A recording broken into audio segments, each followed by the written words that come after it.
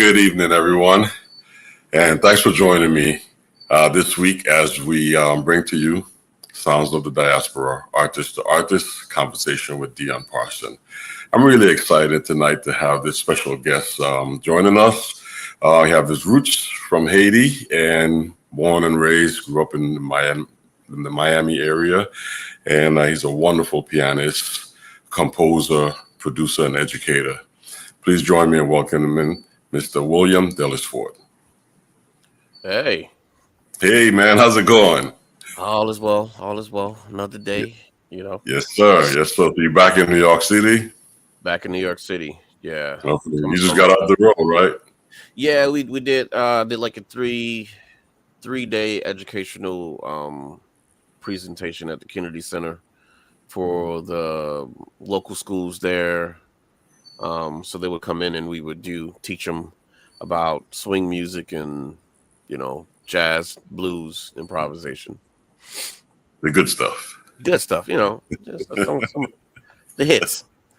Good, man. Good. So you're a fixture on the New York scene, but before you got to New York, you were in Miami. Can you tell us a bit about how you got introduced to music, your musical upbringing? Well, a big part of it was my brother, my middle brother. Mm-hmm. It took him an hour before he got home from school, and I was bored out of my mind. I was like, kids is like an hour is just 12 years, right? So I'm sitting there and I'm like, man, I got to figure out how to kill this hour. And I saw a flyer on my school wall, and I took the flyer. I gave it to my dad. It was like piano lessons. It was like group lessons, $5. And I thought my dad was gonna get mad at me for taking school property, and he was like, $5? Yeah, I'll do that. Okay. And from the very first lesson, it all just made sense. I really just got lucky. It all made sense. Was playing for a year, and then I was given a chance to audition for this magnet program where John McMinn in Miami, Florida was going to be my teacher. And he is phenomenal, pianist, woodwind specialist, played everything. I loved band. I'm in the fourth grade, and he's teaching us theory, harmonies, all the stuff. I'm soaking it all in. I'm like, this is the greatest moment of my life. And he kind of introduced me to jazz. Well, he definitely introduced me to jazz. Would have us learn tunes, go down to Miami Beach and play some tunes, and ever since then, just been in love with it, stayed with it. My driving force.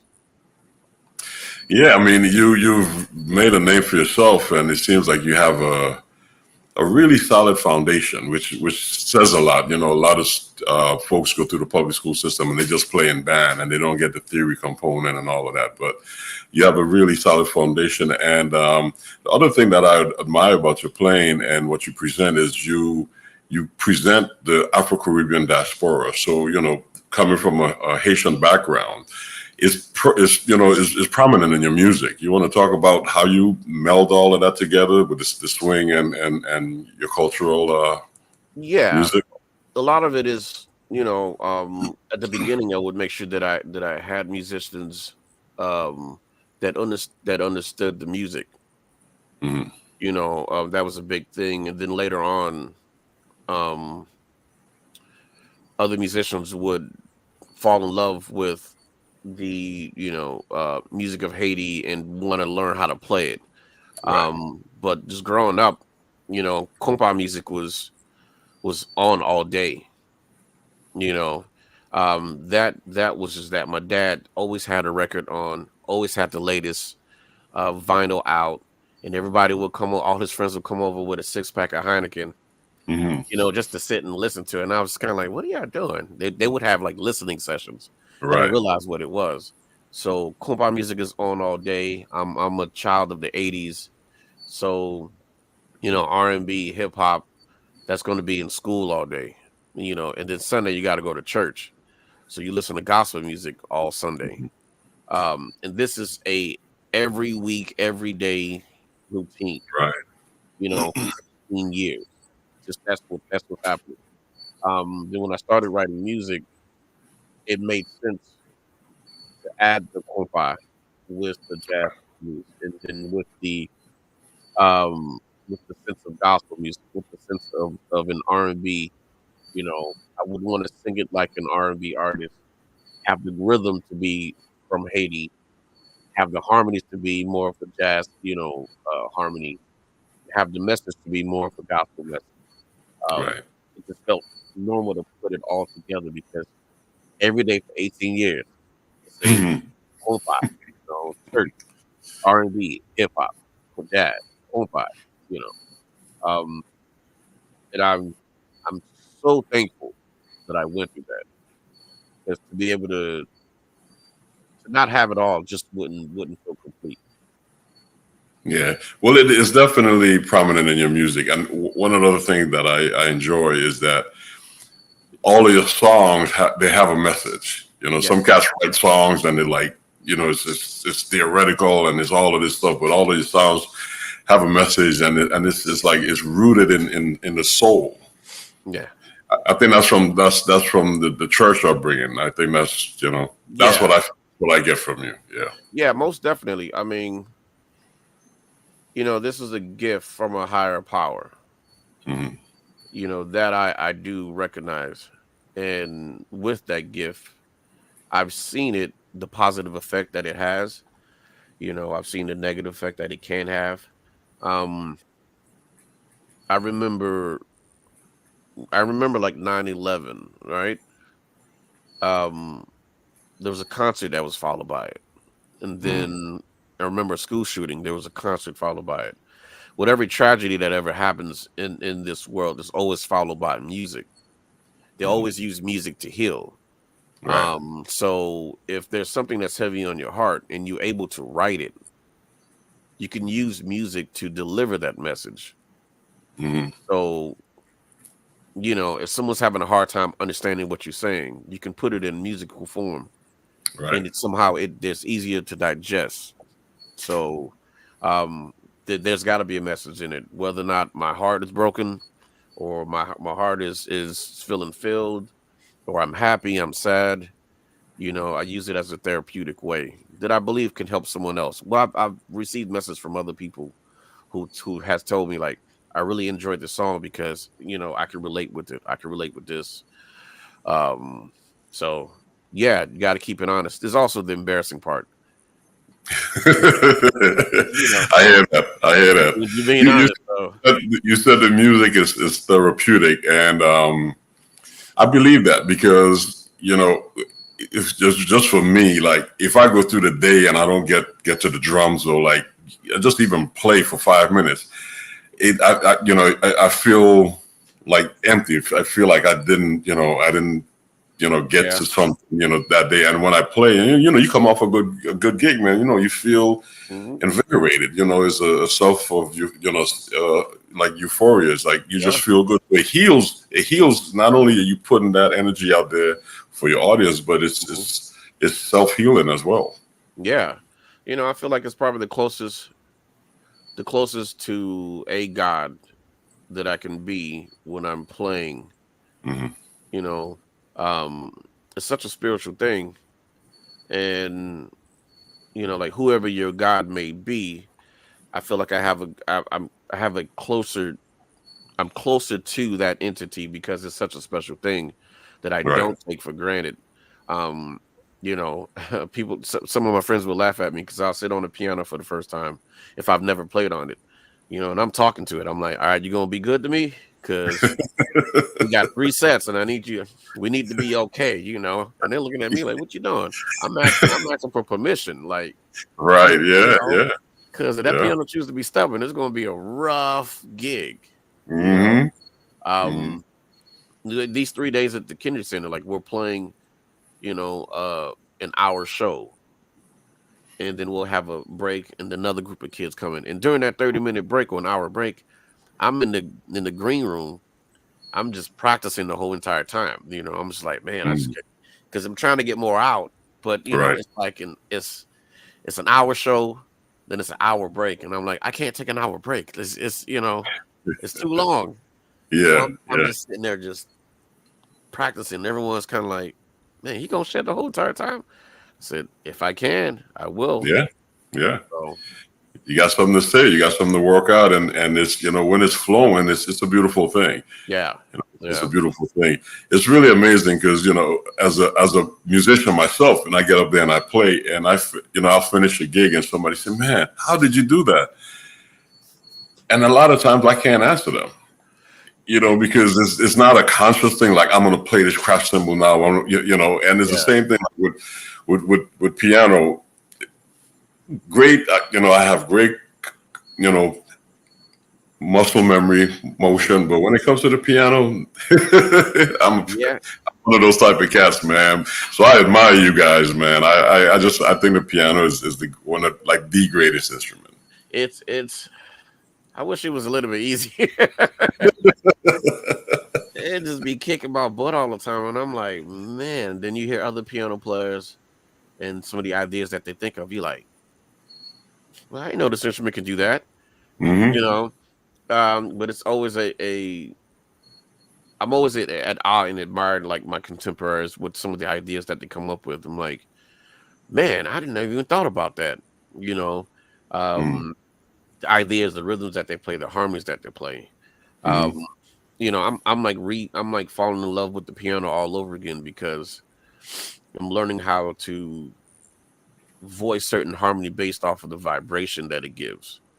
Right, So I've been finding myself wanting to be on a piano more than a keyboard lately because right, when that hammer hits the string, that vibration is coming, and I'm actually tuning my mind to think about it from that perspective. Like, oh, like don't ignore how it feels when you play the keys and they're making a sound back to you. right. And I'm starting to see certain vibrational shapes are telling me how to voice the harmonies. It's trippy, but I'm trying to get my mind in tuned into that vibe, because I'm liking some of the ideas that are coming out of it. It's great to look at it that way Yeah, because you hear it differently also now. Yeah, you hear it. So in your upbringing, studying piano, did you do classical and jazz, or what was your focus early on? yeah. We had to. I mean, it was very important that we had to do classical music, Okay, regardless of um what the main assignment was. We always had like a um, piano study repertoire that we were working on. So no hmm, matter what's happened, we had to do that. right, Which I'd appreciate. Well, I didn't appreciate it then. Now I do. Now I'm like, come on, man, let's get back to take the A train. I'm trying to get on right, this. right. This is for the Yeah, swing. well, yeah, you better get on this fair lease. It's like, yeah, come on, you know.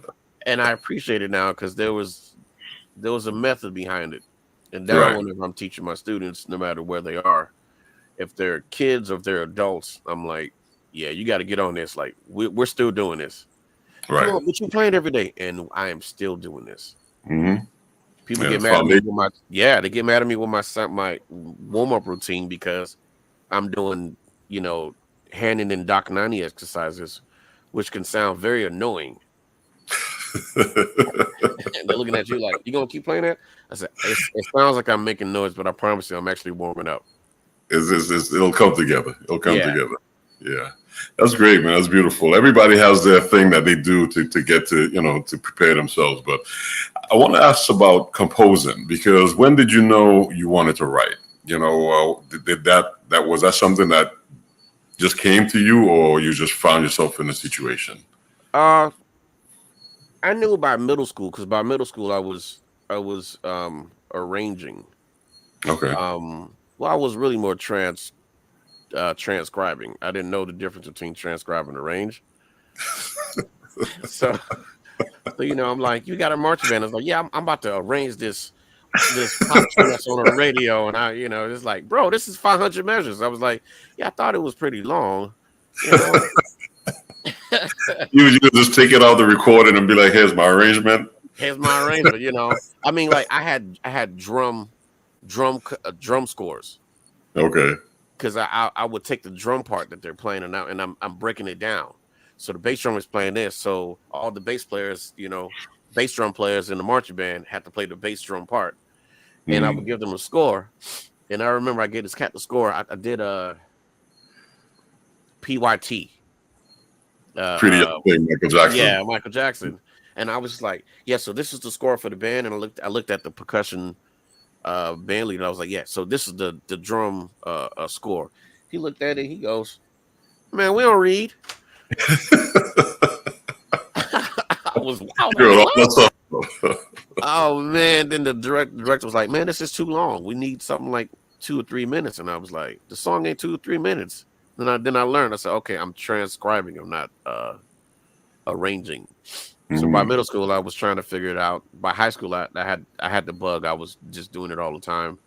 And high school was the time that I first started composing, like my freshman year. Okay. Frank and Tony. I wrote it for my mom and dad. And that felt great that I could do something like that. I could express something and put it down in paper and play it for my mom and dad and say thank you. In high school, then you get your heart breaking, you fall in love, all the stuff that comes with it. I was like, I gotta get these emotions out, so I started writing. So you got a library of love songs. Oh yeah, it's a box that's right back there right now. I got some stories I don't think I ever want anyone to know. But I appreciate every moment. So it's cool. That's great, man. That's great. But as you compose, then stuff started to develop more. When did you put your first band together? In high school or when you got to New York? When I was living in Tallahassee, Florida. So like during my undergraduate year. By then, I've probably written about 20, 25 tunes. Okay. And I'm just sitting here like, I'm writing these tunes and I don't really do anything with it. I would try to share it with ensembles and some people like, man, I can't read this. This is too hard. Or you wrote this wrong, and I'm always trying to fix it. But by then, I remember just thinking like, let me just put a band together. And it was weird because I was just I was with Alfonso Horn at the Kennedy Center, and Alfonso Horn was the first trumpet player to play the trumpet book, and he had to be 18, 19. Okay. Darren Holloway, Che Marshall, Kevin Smith. It was a great band, and it was like, wow. And they sounded so good playing the music. Like I could hear the life being brought to it. Because in my head, I know what it sounds like. But now I'm having someone else's interpretation of it. Which was a blessing. Like it was I was honored. I was like, wow.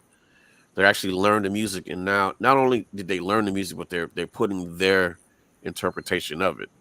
So every time I moved, I made sure that there was a southern version of the band, a Midwest version in Chicago of the band, New York version of the band. And now I'm fortunate to have so many musicians know the tunes and can play them. So by the time college, I was just like, let me start and apply this. Right. Which I'm glad I waited too, because I don't think I lived enough life prior to that to even attempt it. It's important to have the experience to do the things you want to do and have the cats around you. But you got to New York and you jumped in the scene right away. And I remember coming to Smoke and hearing you with your residency. You had a great band. You had a beautiful singer with you, and writing lyrics is a different thing.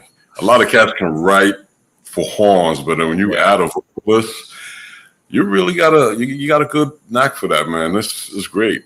Thank you. Yeah, I mean, a big part of it was I wasn't very strong at it at first, but I realized I knew so many talented like vocalists, just singers around me, and I'm like, so I wanted to do like Delisfort. You know how you got Richard and Rogers and such and such.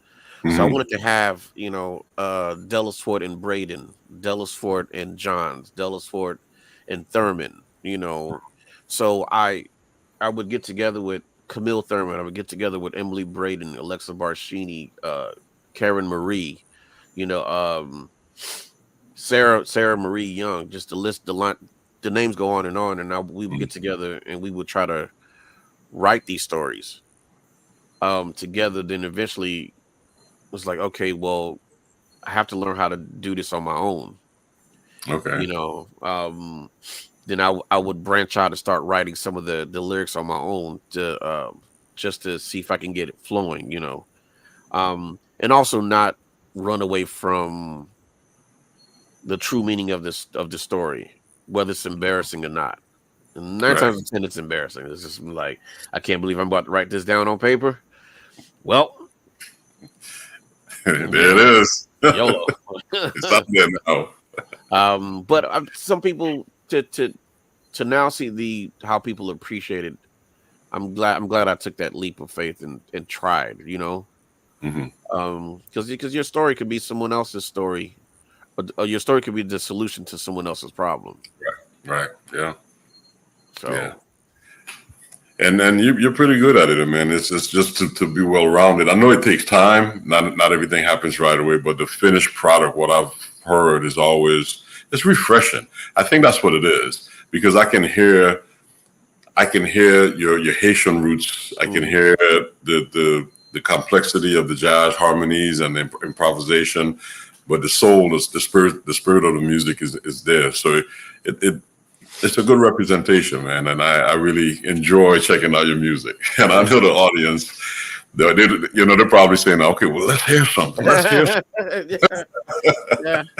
And there's a story behind each song that will be played, and um yeah, Well, tell us about the first song. Is "The Price of Freedom." Tell us about that real quick. So the Price of Freedom, there were two songs that were written back to back. One is The Price of Freedom, the other is entitled Without a Home. Price of Freedom was the first one. I'm living in the Midwest at the time. I'm going to grad school, and there were certain things. It was a huge adjustment from going from an HBCU, historically black college Hmm. university, at Florida A&M University. Then I went to a PWI, Okay. predominantly white institution, at Northern Illinois University. I'm glad I went to HBCU first because Hmm. there's certain black beauty and black knowledge and understanding that you won't ever get, at a PWI. Hmm. It's impossible, right? Like it's impossible for that to be the majority. And we see how the climate and politics are changing, where they're removing a lot of it now Right. from PWI. So um there were things that I was experiencing for the first time that I'm glad that I had the support of prior experience. And one of them was someone felt it in his or her heart, I believe it was a guy, that we should go back to Africa, you monkeys, and Hmm. spray painted it on the wall on campus. And I sat there and I was like, damn, all right, well, give me a ride. I mean, like, shoot, you know, Yeah. and the way that the officials, the administration, kind of just brushed it off. It's just some kids who don't want to do their finals. Hmm. It was hurtful, and then we also had, while that was happening, it was during the winter time, and then the school was cracking down on this one homeless lady that would always be on campus. Like, yeah, we don't want her on campus, so don't let her in the building. It was just like, man, you guys are going out your way to try to remove us for whatever reason. Hmm. Um, so it's just like, freedom. What is the price of freedom? Right. Um, and so I'm just sitting there and I'm hearing the melody, and the incredible Kendra Foster and I got together to sit down and write these lyrics to help me write the story that I'm hearing in my head, which is what is the price of freedom? Like we all supposed to be free, but for some reason we got a price for it. And in this song, I talk about that. So for the album, we call it like, you know, the chapter Black Chronicles, you know. In each song, it falls under a chapter where we're trying to learn about this element called Negro. So Black element. Okay. Well, let's check it out. The Price of Freedom.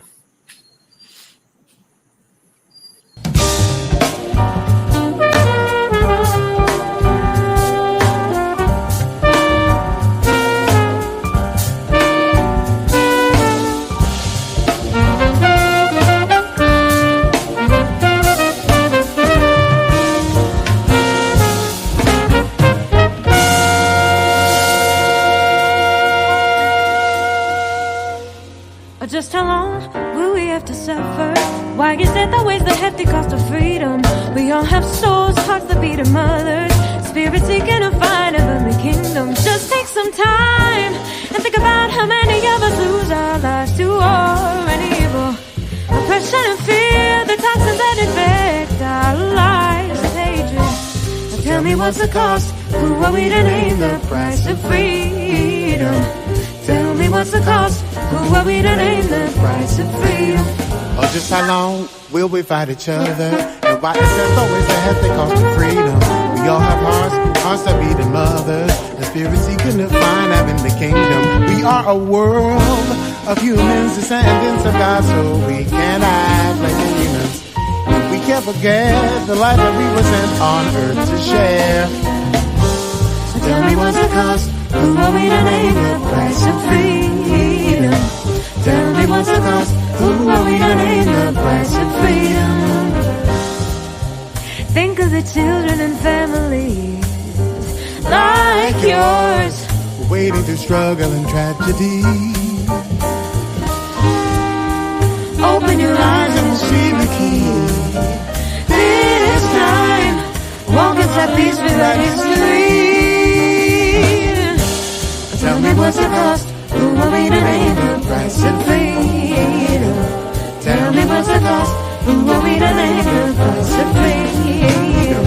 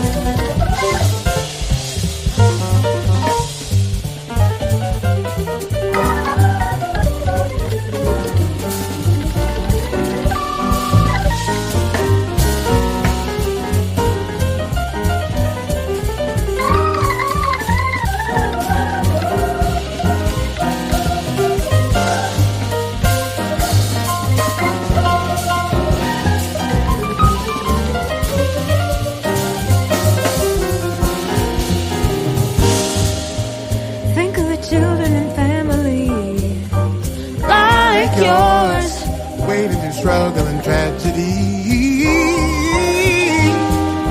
Open your eyes and see the key. This time, walk as our peace, rewrite history. Tell me what's the cost? Who will be the name? The price of freedom. Tell me what's the cost? Who will be the name? The price of freedom. The price of freedom. Who will be the name? The price of freedom. Oppression and fear. Tell me what's the cost? Tell me what's the cost?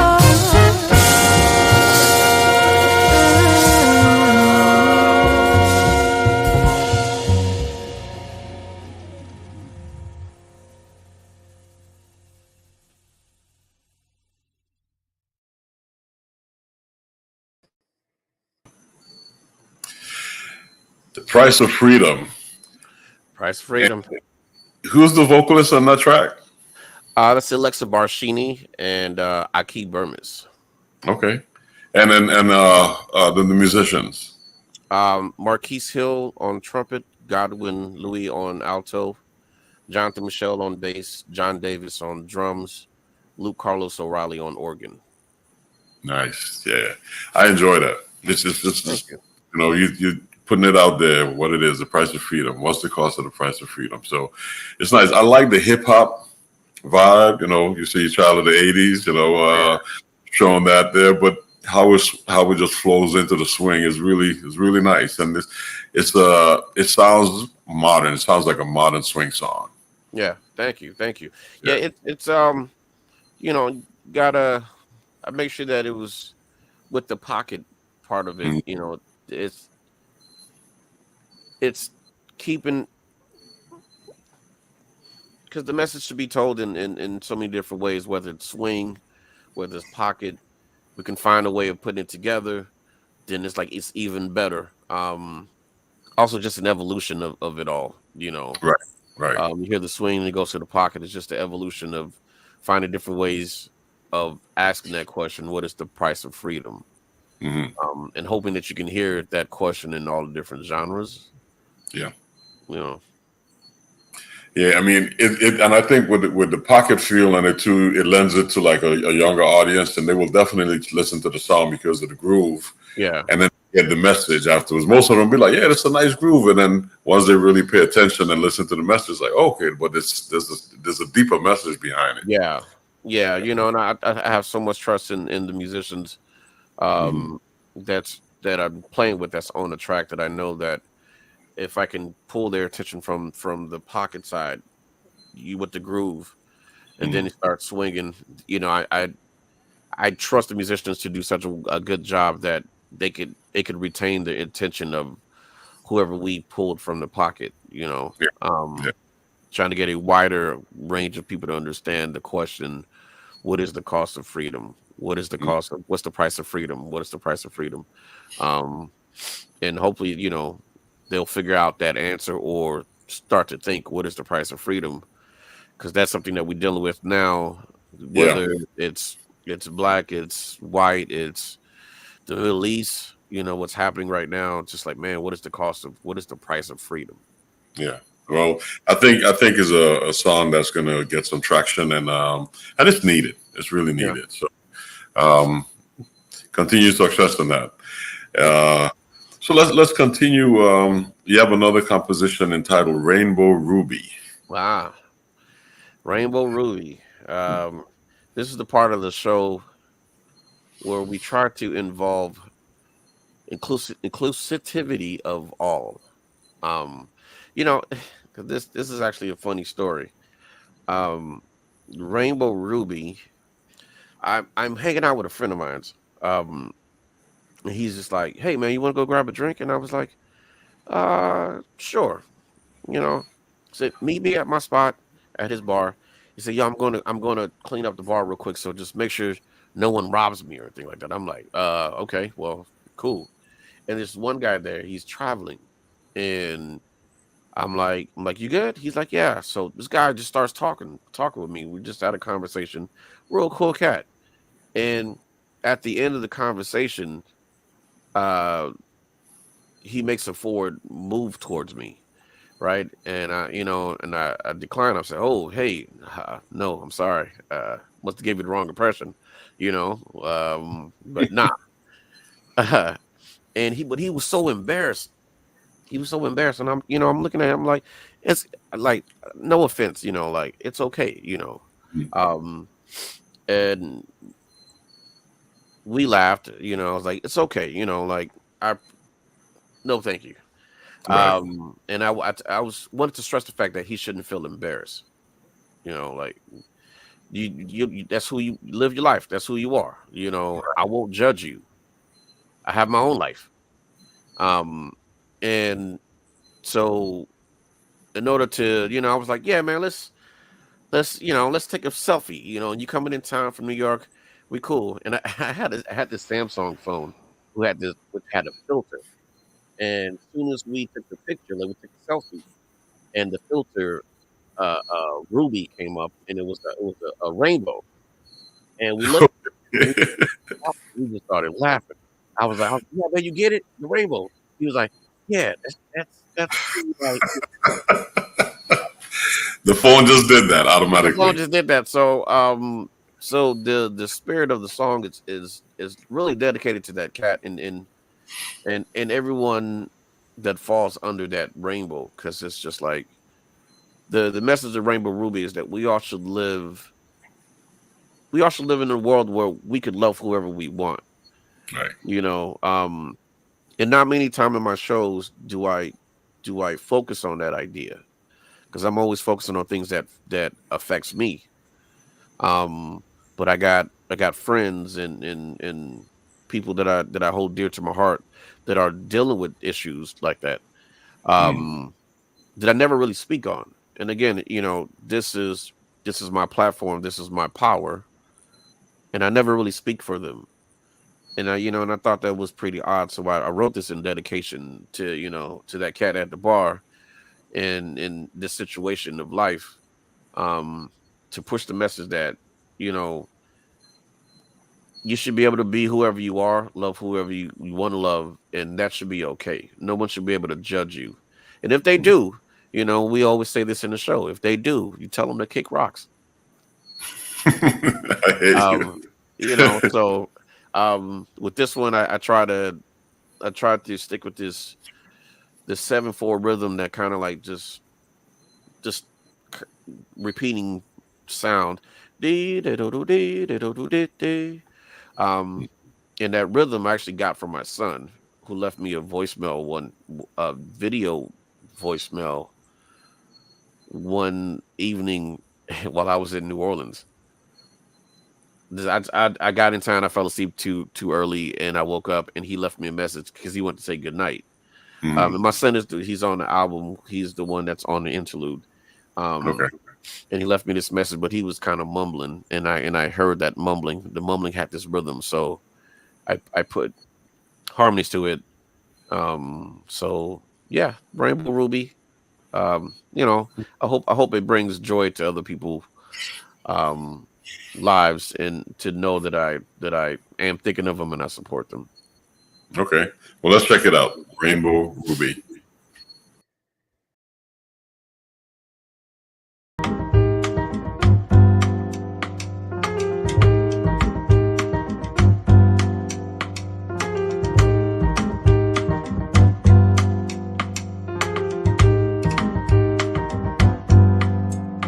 La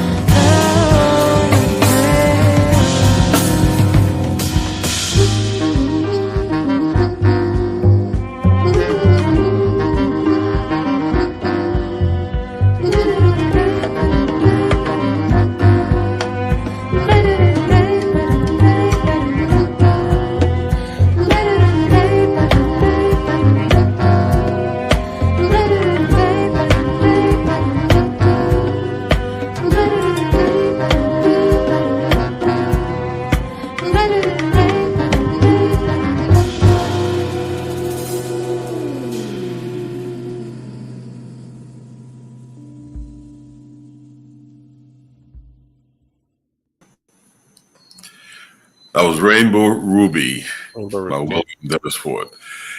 Bass clarinet, huh?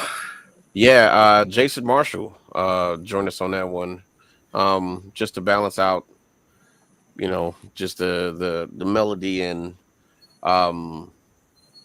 with the just to give it a little bit of balance. I wanted like that little bit of weight in there. And Jason, Jason is just a beast. So I was happy to have him on there. Yeah, and it blends really nice with the strings too. Yeah. Yeah. It's a hypnotic vibe, man. It's really, you can just close your eyes and just, vibe on this. Yeah, and that's the goal. At least have them know the message behind it, and hopefully it brings a smile to someone's life. So yeah. The other thing that I'm enjoying is the way you utilize the voice. When you hear a song, usually the singer sings the melody, and then there's a solo and all of that. But the voice it's really another voice. It's another instrument. They're part of the harmony and the arrangement. Yeah, because it's the you have to appreciate all the different things that it can do. And if you want, and Alexa has such a beautiful voice where it's just like, if she's singing a melody, she can tell that story. If she's singing a lyrics, she can tell the story. And because she has that wide range with her voice, it gives me way more options. Say, okay, well, I can not only do this, I could tell a story without having the lyrics there, because hopefully you can feel the passion behind the way she's singing the lyrics. Yeah, yes, it's just a great. It came together. I'm like singing it over and over in my head, and I'm hearing the layers of voices, and I'm enjoying all of them. It just really works well together. Thank you. Yeah, I want to just jump right into the next song real quick, and then you can tell us about it right after. Breath Away, All Day Muse. Let's check this one out. Okay.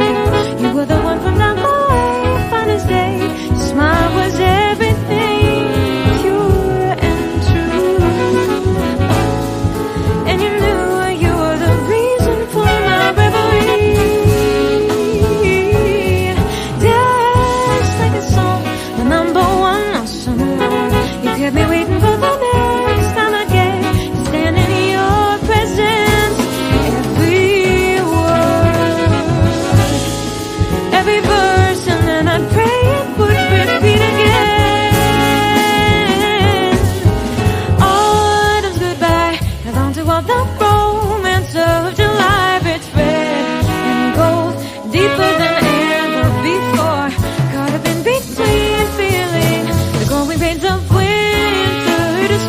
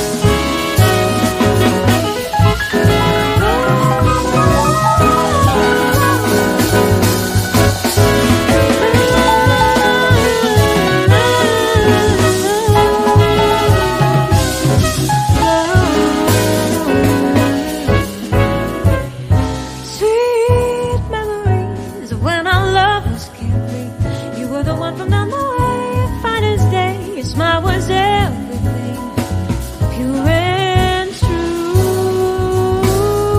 And you knew you were the reason for my reverie. Just like a song, my number one, not someone. You kept me waiting for the next time again to stand in your presence. Every verse, and then I pray it would repeat again. Counting the days, if I could count up every single way I'd long for you. The weekends and months and moons, counting from the first and the last. And out of all the hours as they pass, my heart beat to your rhythm, your soulful groove. Phases of endless summer. Still we grow, and you know you're still the muse and every melody.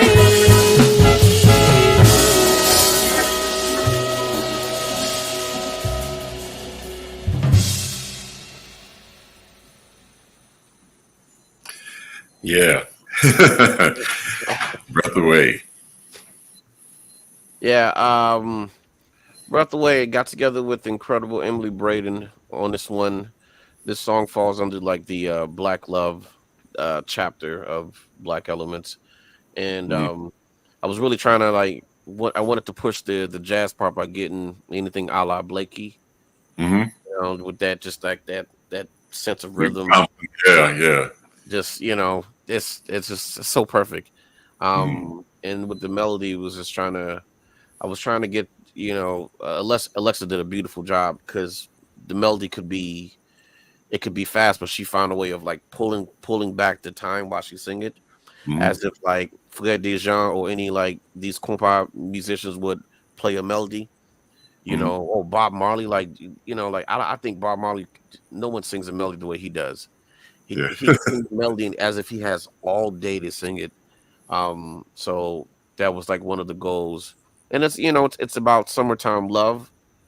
Anybody that's ever lived on one block and had to go to school on another, you had a summertime crush, because you're at home in the summer, and during the fall, you're on campus, and so everyone had at least two crushes, and it just talks about the simple things of love and having a summertime crush. So anyone that had a summertime crush, put on Breath Away. You might relate.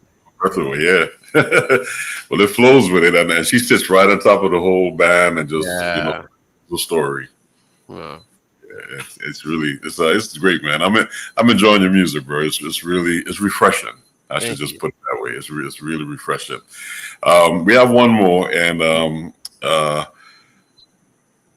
know this one is going to have a really good story behind it. Dear Lord, won't you help me, please? Yeah, this was I started working on this suite, which is completed now, but Dear Lord is the second movement of a suite that I got entitled the Black Diary Suite. And it's what my diary and what other Black men and women diary was during the George Floyd and during that time where we're stuck indoors and members of our community being murdered without any consequences. And it was just Diary Suite is basically just diary. The first one, it's a letter of someone apologizing to their kid. Hey, I'm sorry I didn't make it home. My fault, which is everything about you, which America says that is wrong with us. My skin color, my hair, like these faults are the reasons why I'm getting in trouble. So it's supposed to stress the fact that I'm apologizing to my kid for not coming home because of my faults. Right. And Dear Lord is just simply talks about if your embodiment of who your God could come down in a physical embodiment and you could have a conversation with him or her, how would that be? No one has to know. Right. But you be honest with yourself. What would that conversation look like? And in the song, you know, she says we learn at an early age the most powerful word in our vocabulary is your God's name. And when you say your God's name, that's the most powerful tool that you have. And in the song, you will hear her say, I said your name, and all I heard was, don't you resist. So, like, you know, there's pain in there. There's a lot of pain in there because there's a lot of pain that's happening, but it doesn't have to be about pain. You know, your conversation with your Lord could be anything. So this is, you know, dear Lord, won't you help us, please? Okay, let's check it out. Check it out.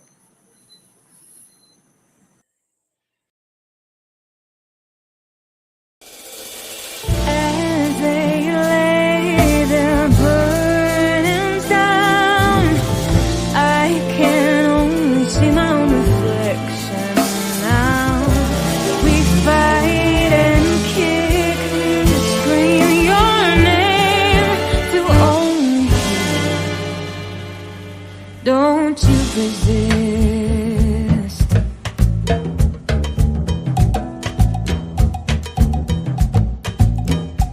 Oh dear Lord,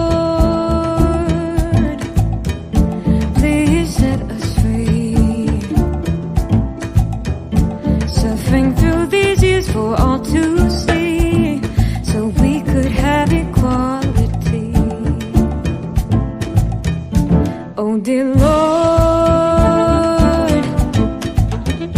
won't you help us please? Dying in those arms of much reprise, so someday my own child may breathe. We have loved and obeyed all our Father's wishes. We never see each other taken away. We've run away into this time. We kneeled and prayed.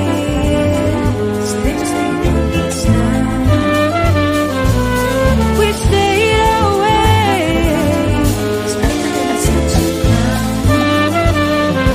So we stand and unite. Da-da-da-dum-dum-de, dum-da-dum. Da-da-da-dum-dum-de, dum-da-dum. Da-da-da-dum-dum-de, dum-da-dum.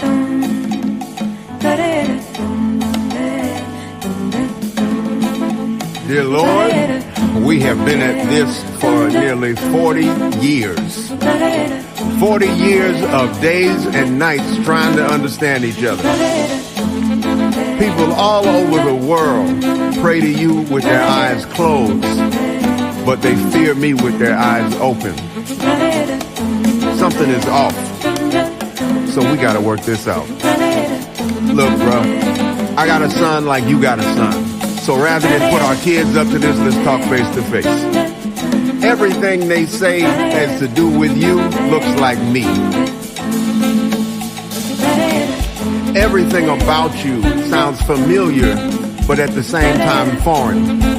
What I have learned is that in order to know you, I don't need a book. I need a mirror.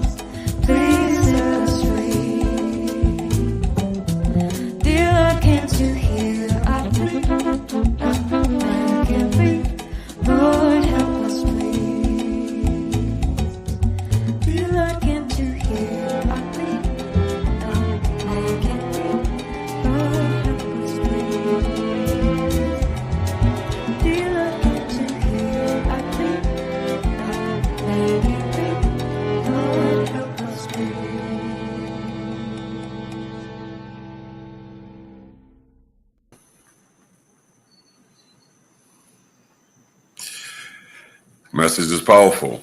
Yeah. Dear Lord, message is powerful. Again, the strings and the harmonies and everything is just laying together. Tell our audience, what do you call that rhythm, that groove? It's more like a corpus groove. Mm, You hear Jonathan Michelle, boom, ticky bang, bang, ticky mm, boom, think of ticky mm. stick on, boom, boom. John Davis is the heavy on 1 and 3. You got Kofi Hunter on percussion. He's Okay. doing like different layers and sound. It's just to get everyone to kind of trying to get to the dance on the heavy 1 and 3, just bump, ticky boom, boom, ticky boom, boom, Yeah. boom. So when that groove comes in, it's you could hear the urgency of the message. So I wanted to delay it a little bit, some things in 3s in this part, but then once Godon is coming in, or the groove is coming in, we're trying to introduce the compa, because every rhythm has meaning, every group has a meaning, and I wanted to give that sense of the sound of Haiti. Right. I mean, Yeah. Haiti, what it represents, its history, the grooves, whether it's Gaga, Compa, Zouk, it's always about like seriousness. Hmm. In addition to just dancing, but once that groove comes in, you can kind of feel the urgency of the message. Right. So it's really trying to stress that sound and idea. Yeah. Well, you made it. You pulled it off, man. You made a great song out of that, and all the songs. I mean, it's really just good enjoying the music, man. Again, tell our audience what's the name of the album. It's entitled Black Elements. There are many. Shout out to Henry Conaway III, incredible drummer. He's out back in Detroit. So there are many jokes. There are many hidden messages of blackness throughout the whole entire album, and I'm always like, can you pick up on it? But one of them is the S at the end of element. It's in parentheses, and that's a beautiful thing because we black folks like to put S's at the end of everything. And so the element is Negro. So and the story is my son and I were reading this book which is entitled Black Element, and it talks about all the different elements of what it means to be black.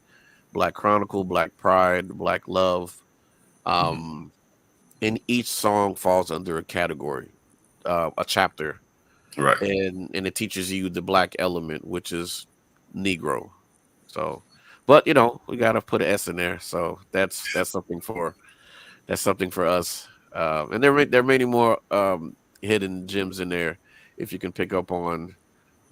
So if anybody can pick up on it, let me know. Well, I'm sure they will. I'm sure they will. It's just beautiful album, Black Element.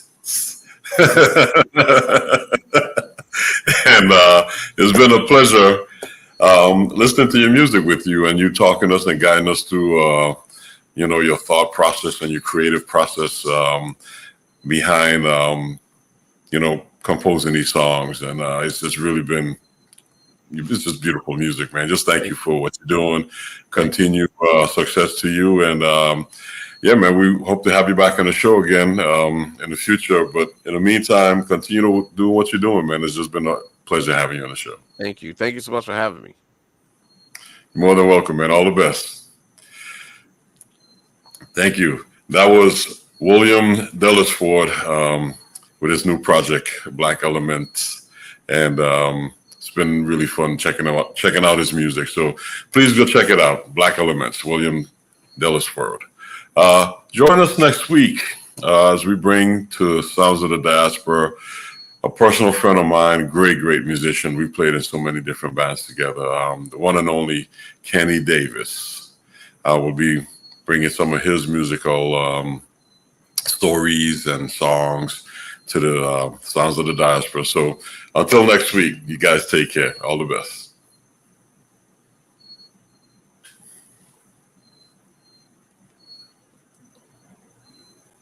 JBH Boutique Care offers you a unique exclusive membership in our nationwide concierge medical services network.